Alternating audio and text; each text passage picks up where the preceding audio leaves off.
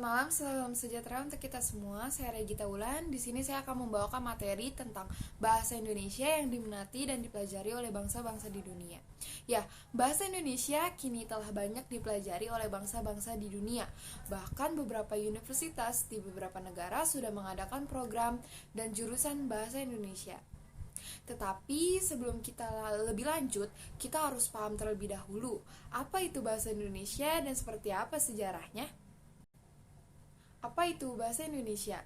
Bahasa Indonesia adalah bahasa resmi bangsa Indonesia. Bahasa Indonesia juga menjadi bahasa persatuan bagi bangsa Indonesia.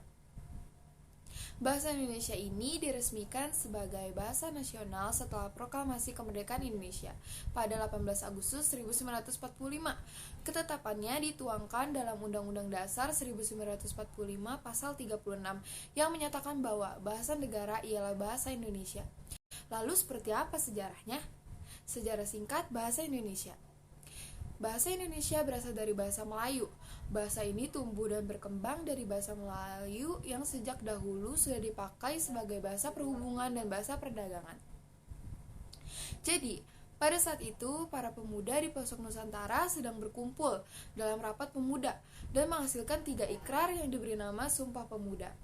3 ikrar tersebut yakni bertumpah darah yang satu, tanah Indonesia, berbangsa yang satu, bangsa Indonesia, dan menjunjung bahasa persatuan bahasa Indonesia. Dari ikrar yang ketiga inilah merupakan tekad bahwa bahasa Indonesia merupakan bahasa persatuan bangsa Indonesia. Pada waktu itulah bahasa Indonesia dikukuhkan kedudukannya sebagai bahasa nasional. Dari sini perkembangan bahasa Indonesia semakin pesat dan sudah dipakai di berbagai lapisan masyarakat. Maka selanjutnya kita akan membahas perkembangan bahasa Indonesia.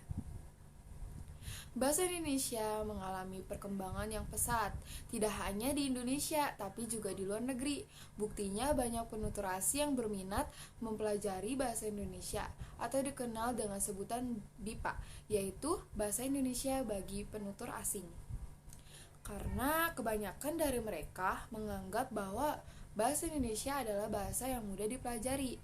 Selain mudah dipelajari, alasan mereka mempelajari bahasa Indonesia adalah agar mereka dapat berkomunikasi jika mereka ada di Indonesia, dan juga mereka dapat mempelajari budaya Indonesia. Hal ini dapat menjadi potensi bagi bahasa Indonesia agar bisa menjadi bahasa internasional. Bahkan di Asia sendiri, bahasa Indonesia menduduki peringkat ketiga setelah Jepang dan Mandarin, dan peringkat ke-11 di dunia sebagai bahasa yang paling banyak dipelajari oleh negara lain. Antusiasme warga dunia untuk mempelajari bahasa Indonesia terlihat dari fakta bahwa bahasa Indonesia dipelajari 52 negara di dunia. Menurut E. Aminuddin Aziz, yaitu seorang kepala badan pengembangan dan pembinaan bahasa, menegaskan melalui diplomasi lunak bahwa Indonesia ingin meningkatkan jati diri, meningkatkan martabat bangsa Indonesia, dan menjadikan bahasa Indonesia sebagai kebanggaan bagi penutur asing di luar negeri. Pada tahun 2045, ialah tahun di mana menjadi target pengembangan bahasa Indonesia menjadi bahasa internasional. Menurut Kemenlu RI, Diplomasi nomor 106 tahun 10, ada setidaknya 52 negara asing membuka program studi bahasa Indonesia. Beberapa di antaranya Inggris, Amerika Serikat, Australia, Maroko, Kanada, Jepang, Korea Selatan, dan Hawaii. Namun, di sini saya akan menjelaskan beberapa negara saja yang mempelajari bahasa Indonesia. Berikut beberapa negara yang menganggap bahasa Indonesia penting untuk dipelajari. Yang pertama, bahasa Indonesia jadi pelajaran wajib di Australia. Bahasa Indonesia telah menjadi pelajaran wajib di sekolah-sekolah Australia. Salah satu sekolah yang mewajibkan pelajaran bahasa Indonesia adalah Brookman Anglican School di ibu kota Canberra dan University of Southern Queensland. Di sekolah ini, bahasa Indonesia jadi pelajaran yang wajib dipelajari, murid kelas TK hingga kelas 7. Di level lebih atas, yakni kelas 8 sampai kelas 12, bahasa Indonesia dijadikan pelajaran pilihan. Lalu yang kedua ada jurusan bahasa Indonesia di berbagai universitas di Jepang. Dari tahun ke tahun, bahasa Indonesia semakin diminati warga di negara Jepang. Di beberapa sekolah di Jepang telah menjadikan bahasa Indonesia sebagai salah satu mata pelajaran yang wajib diikuti para siswa, dan beberapa universitas juga membuka jurusan bahasa Indonesia seperti Nihon University College of International Relations. Yang ketiga, ada antusiasme orang Hawaii mempelajari bahasa Indonesia. Beberapa universitas di Hawaii, Amerika, juga ternyata telah membuka kurikulum bahasa Indonesia. Orang-orang Hawaii memiliki antusiasme yang tinggi untuk mempelajari bahasa Indonesia.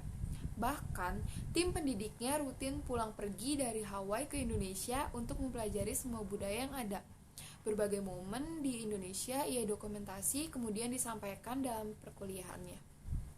Dilihat dari banyak negara yang berminat dan sudah mempelajari bahasa Indonesia juga menjadi alat yang bisa digunakan untuk mengenalkan berbagai budaya Indonesia di kancah internasional. Tentu, kita sendiri sebagai warga Indonesia harus bangga menggunakan bahasa Indonesia yang baik dan benar. Setelah mendengarkan fakta tersebut, maka kita juga tahu bahwa bahasa Indonesia pasti memiliki fungsi dan kedudukannya yang jauh lebih penting. Lalu, apa saja fungsi dan kedudukan bahasa Indonesia? Di Indonesia sendiri, kedudukannya sebagai bahasa nasional, alat pemersatu bangsa, dan pengantar pendidikan. Kedudukan bahasa Indonesia dikukuhkan sehari setelah kemerdekaan Republik Indonesia atau seiring dengan berlakunya Undang-Undang Dasar 1945. Pasal 36 dalam Undang-Undang 1945 menegaskan bahwa bahasa negara ialah bahasa Indonesia. Fungsinya sebagai identitas nasional adalah mengarah pada penghargaan terhadap bahasa Indonesia selain bendera dan lambang negara. Di dalam fungsinya, bahasa Indonesia tentulah harus memiliki identitasnya sendiri, sehingga serasi dengan lambang kebangsaan yang lain. Fungsi sebagai alat penghubung antar suku dan budaya maksudnya adalah bahwa bahasa Indonesia memungkinkan keserasian di antara suku-suku, budaya, dan bahasa di Nusantara tanpa harus menghilangkan identitas kesukuan dan kesetiaan kepada nilai-nilai sosial budaya. Sedangkan di luar negeri, fungsi dan kedudukannya yaitu bahasa Indonesia menjadi bahasa internasional sebagaimana yang dimaksud melalui penggunaan bahasa Indonesia di forum internasional, pengembangan program pengajaran bahasa Indonesia untuk orang asing, peningkatan kerjasama kebahasaan dan kesastraan dengan pihak luar negeri. Hal ini tertulis dalam Presiden Republik Indonesia mengeluarkan Peraturan Presiden Nomor 63 Tahun 2019 tentang penggunaan bahasa Indonesia. Dalam Perpres tersebut ditegaskan kembali kewajiban penggunaan bahasa Indonesia di forum nasional ataupun internasional yang diselenggarakan di Indonesia. Perpres tersebut secara tidak langsung mendukung dan menguatkan upaya internasionalisasi bahasa Indonesia karena dengan aturan tersebut, mau tidak mau masyarakat internasional harus mengetahui dan mempelajari bahasa Indonesia. Namun, internasionalisasi bahasa Indonesia ini pastinya ada dampak negatif dan positif bagi pengguna bahasa Indonesia sendiri. Selanjutnya kita akan bahas tentang dampak negatif dari internasionalisasi bahasa Indonesia. Yang pertama, ada masyarakat atau remaja lebih fasih berbahasa Inggris atau bahasa populer atau gaul. Hal ini terjadi karena adanya kata serapan dari bahasa asing, contoh seperti aktor, inovasi. Yang kedua, ada bercampurnya bahasa Indonesia dengan bahasa-bahasa asing. Hal ini sudah digunakan dalam kegiatan sehari-hari. Contohnya, sempat ramai di kalangan masyarakat, yaitu fenomena bahasa anak Jaksel atau Jakarta Selatan, yaitu bahasa yang mencampur antara bahasa Indonesia dengan bahasa Inggris. Yang ketiga, ada masyarakat menggunakan bahasa Indonesia tidak dengan baik dan benar.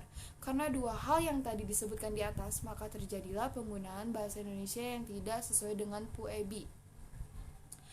Hal ini terjadi karena ketertarikan masyarakat mancanegara tidak diimbangi dengan sikap yang baik masyarakat Indonesia terhadap bahasanya. Lalu, apa dampak positif dari internasionalisasi bahasa Indonesia? Yang pertama, itu ada Indonesia dapat mengikuti perkembangan internasional dan dapat bersaing dengan negara lainnya. Karena bahasa Indonesia telah diminati dan bahkan dipelajari oleh banyak negara lain, ini menjadi potensi yang baik untuk Indonesia bisa bersaing dan mengenalkan lebih lagi budaya Indonesia ke mancanegara. Yang kedua, ada meningkatnya pengetahuan masyarakat internasional tentang bahasa Indonesia. Yang ketiga, bangsa Indonesia semakin dikenal akan kayanya budaya. Yang dapat saya presentasikan, semoga dapat bermanfaat dan mohon maaf jika ada kesalahan dalam menjelaskan. Berikut ini ada referensi-referensi yang saya ambil dari beberapa web dalam mencari materi presentasi ini. Atas perhatiannya, saya ucapkan terima kasih dan selamat malam.